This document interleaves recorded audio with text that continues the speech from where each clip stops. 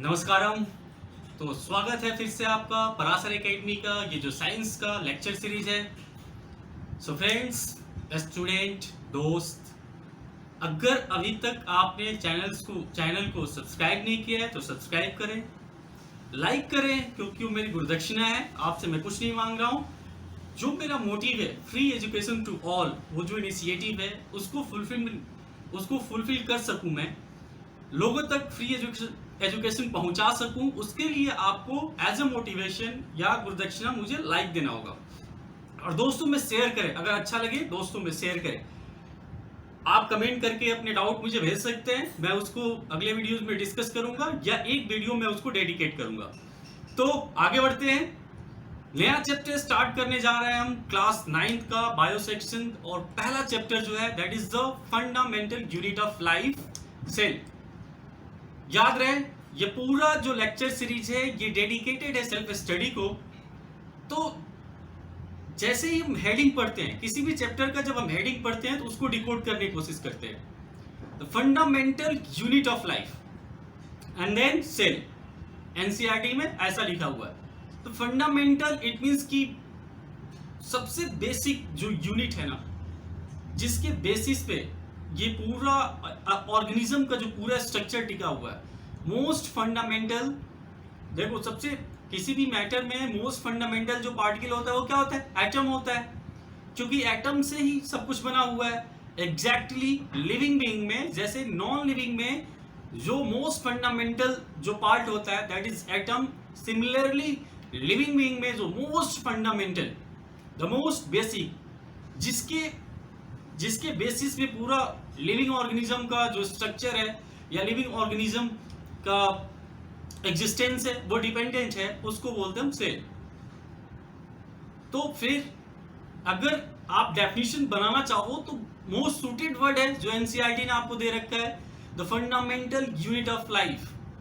The fundamental unit of life is known as cell. जो heading है वही definition बन जाता है। तो ये चीजें जो ऑब्जर्वेशन है वो आप यहाँ पे सीखोगे। सेल के बारे में आप पहले भी पढ़ चुके हैं, इंट्रोडक्शन आपको मिल चुका है लोअर क्लासेस में। लेकिन जो आप यहाँ पढ़ोगे, आज मैं पूरा एक इंट्रोडक्शन दूंगा कि जो आपको क्या एक माइंडसेट लेके चलना है।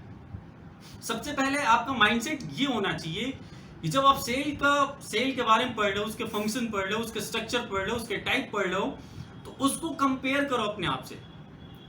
Most fundamental unit it means कि सेल क्या है? एक ऐसा यूनिट है लिविंग ऑर्गेनिज्म का जिसके अंदर हर वो बेसिक एबिलिटीज होती है, बेसिक फंक्शनैलिटीज होती है, जिसके बेसिस पे एक लिविंग ऑर्गेनिज्म क्या करता है? सर्वाइव करता है या एग्जिस्ट करता है। लाइक हम क्या करते हैं? फूड लेते हैं, न्यूट्रिशन। हम फूड लेते हैं किस लिए? खुद को एनर्जी प्रोवाइड करने के लिए और सर्वाइव करने के लिए, एग्जिस्ट करने के लिए। वैसे ही सेल भी फूड ले रहा होगा। तो अपने आप को सेल के साथ कंपेयर करके देखना। हम क्या करते हैं? कुछ वर्क करते हैं, दौड़ते हैं या पढ़ते हैं। जैसे हम कुछ वर्क करते हैं वैसे ही सेल भी कुछ वर्क करता है। जैसे हमारी कुछ एबिलिटीज होती है वैसे सेल की भी एबिलिटी होती है। तो जब आप पूरे चैप्टर में सेल के बारे में पढ़ रहे हैं तो ये आप ध्यान में रखिए कि आप जैसे परफॉर्म करते हो, आपके जो फंक्शंस हैं एग्जैक्टली सेल के भी फंक्शन होंगे।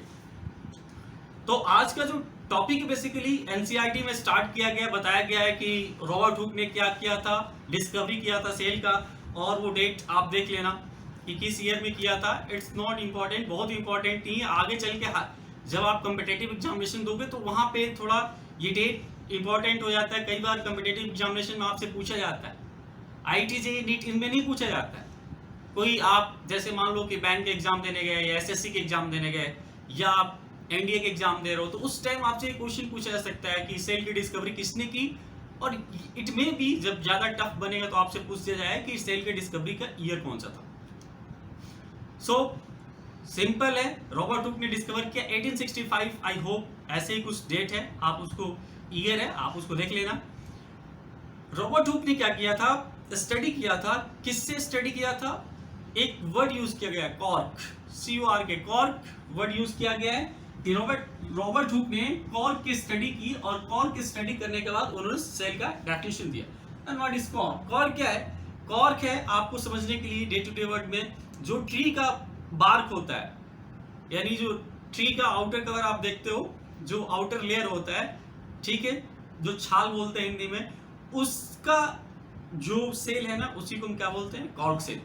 ठीक है, तो क्या होता है, डेड सेल होता है। उसके बेसिस पे स्टडी किया, उसके बेसिस पे स्टडी करने के बाद उन्होंने सेल के स्ट्रक्चर के बारे में बताया। ठीक है, फिर आगे बढ़ते गया, आगे इन्वेंशंस होते गए, और फिर फर्दर मॉडिफिकेशन होने के बाद हम आज इस कंक्रीट आइडिया में पहुंचे हैं। आज हमें पता है कि जैसे हम फंक्शन करते हैं एग्जैक्टली वैसे सेल फंक्शन करता है। जैसे हम न्यूट्रिशन परफॉर्म करते हैं, सेल भी न्यूट्रिशन परफॉर्म करता है। हम क्या करते हैं, रेस्पिरेशन करते हैं, सेल में भी रेस्पिरेशन होता है। हम एक्सक्रीशन करते हैं, सेल में भी एक्सक्रीशन होता है। हमारे अंदर ट्रांसपोर्टेशन होता है, सेल के अंदर भी ट्रांसपोर्टेशन होता है। तो जो भी फंक्शन हम परफॉर्म करते हैं एग्जैक्टली वैसे सेल भी क्या करता है, परफॉर्म करता है फंक्शंस। ठीक है, सेल के पास कुछ क्या होता है, वर्क एबिलिटी होता है, कुछ उसकी फंक्शनैलिटी होता है। ठीक है, अब कॉम्प्लेक्सिटी के बेस पे, ऑर्गेनिज्म के कॉम्प्लेक्सिटी के बेस पे, कि एक कॉम्प्लेक्स ऑर्गेनिज्म है, मैं अगर कॉम्प्लेक्स लिविंग बीइंग या ऑर्गेनिज्म की बात कर रहा हूं, अच्छा ये तो आपको पता ही होगा कि मोस्ट बेसिक क्या होता है, सेल होता है। सेल से फिर कलेक्शन ऑफ सेल क्या बनता है, टिश्यू बनता है। कलेक्शन ऑफ टिश्यू क्या बनाता है, ऑर्गन बनाता है। एंड कलेक्शन ऑफ ऑर्गन क्या बनाता है, ऑर्गेनिज्म बनाता है। ये तो बेसिक आपको याद ही रखना है। ये बेसिक क्या करना है, आपको याद रखना है, क्योंकि ये हमें पढ़ना है। सेल टिश्यू हम पढ़ेंगे इस क्लास 9th में। कलेक्शन ऑफ सेल टिश्यू बनता है। कलेक्शन ऑफ सेल ऐसे ही एट रैंडम कलेक्शन सेल का नहीं, सेल का कलेक्शन जो एक स्पेसिफिक फंक्शन को परफॉर्म करे, तो क्या करेगा, टिश्यू बन जाएगा। वैसे ही टिश्यू क्या होगा, कलेक्ट होकर क्या करेंगे, एक ऑर्गन बनेगा। फिर वही कलेक्शन ऑफ टिश्यू और एक स्पेसिफिक फंक्शन परफॉर्म करे। लाइक हमारा आई है, एक स्पेसिफिक फंक्शन परफॉर्म करता है। ईयर स्पेसिफिक फंक्शन परफॉर्म करता है। Year and I R organs. ये क्या है, ऑर्गन है। एग्जैक्टली ऑर्गन, हमारे बॉडी में जो ऑर्गन है, ये ऑर्गन कंबाइन करके क्या बनते हैं, हम बनते हैं ऑर्गेनिज्म, एक लिविंग बीइंग। अब ये तो कॉम्प्लेक्स जो ऑर्गेनिज्म है उसके लिए हम ऐसे सोच सकते हैं। बट अगर हम सिंपल ऑर्गेनिज्म की बात करें, तो सिंपल ऑर्गेनिज्म कुछ ऐसे होते हैं जिनके बॉडी में सिर्फ एक ही सेल, ऐसे ऑर्गेनिज्म जो सिर्फ एक सेल से बने होते हैं, उनको बोलते हैं यूनिसेलुलर। ऐसा ऑर्गेनिज्म जिसमें सिर्फ एक सेल हो, उसको बोलते हैं यूनिसेलुलर। यूनि इट मींस की वन, सेलुलर इट मींस की सेल। तो ऐसा ऑर्गेनिज्म जिसके पास सिर्फ एक सेल हो, उसका बॉडी एक ही सेल पे एग्जिस्ट करता है, उसको यूनिसेलुलर बोलते हैं। और वो ऑर्गेनिज्म जिसमें टू मेनी सेल्स, बहुत सारे सेल्स होते हैं, उनको बोलते हैं multicellular. Multi it means की टू मेनी, बहुत सारे। तो we are multicellular organism. And amoeba, paramecium, bacteria, ये सब क्या है, यूनिसेलुलर है, बिकॉज वो एक ऑर्गेनिज्म है। क्यों ऑर्गेनिज्म है, क्योंकि वो भी वो लाइफ प्रोसेस परफॉर्म करते हैं जो हम लाइफ प्रोसेस परफॉर्म करते हैं। हम न्यूट्रिशन करते हैं, अमीबा भी न्यूट्रिशन करता है।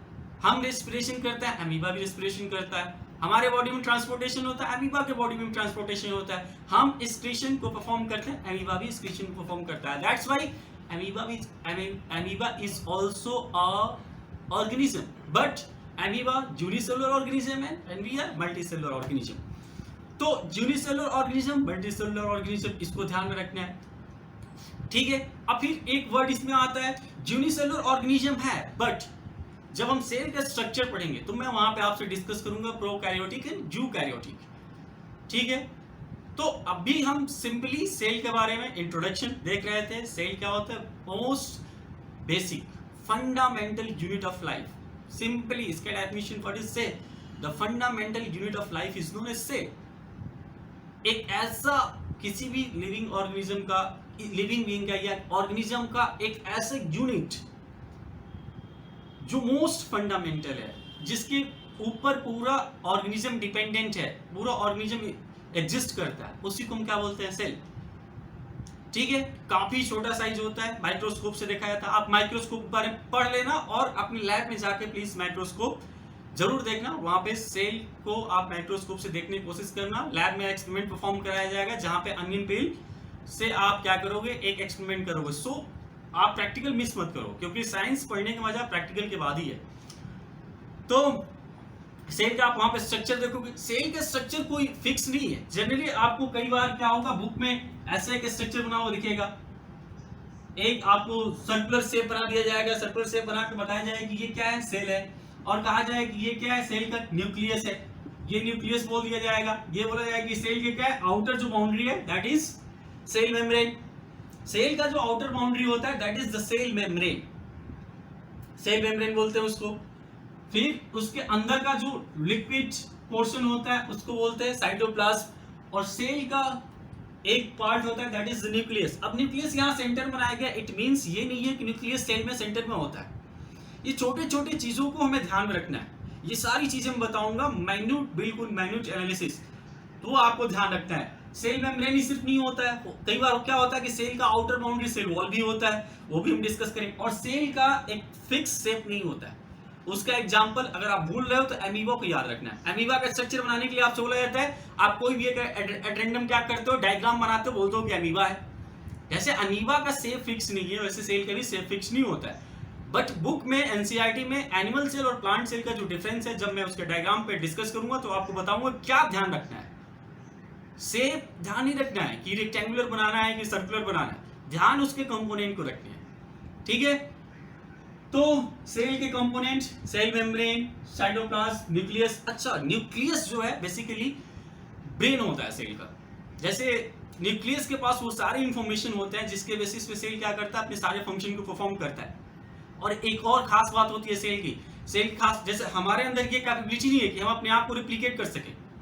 मैं जैसा हूं अपने जैसा एक और आदमी बना दूं, ये मेरे अंदर कैपेबिलिटी नहीं है। लेकिन हमारे बॉडी के सेल के अंदर ये कैपेबिलिटी है, वो रेप्लिकेट करता है अपने जैसा एक सेल और क्या करता है, क्रिएट करता है। तो वो किसकी वजह से, सेल के जो न्यूक्लियस में जो मटेरियल होता है, जेनेटिक मटेरियल, हेरिडिटी मटेरियल, उसके बेसिस पे सेल अपने आप को क्या करता है, रेप्लिकेट करता है। इन सब के बारे में अगले वीडियो में मैं साइज शेप सेल का डिस्कस करूंगा और उसके साथ साथ हम आगे बढ़ेंगे सेल के कंपोनेंट के साथ। सो प्लीज लाइक करके जाएं, दोस्तों में शेयर करें, सब्सक्राइब नहीं किया सब्सक्राइब करें। मिलते हैं अगले वीडियो में, थैंक यू।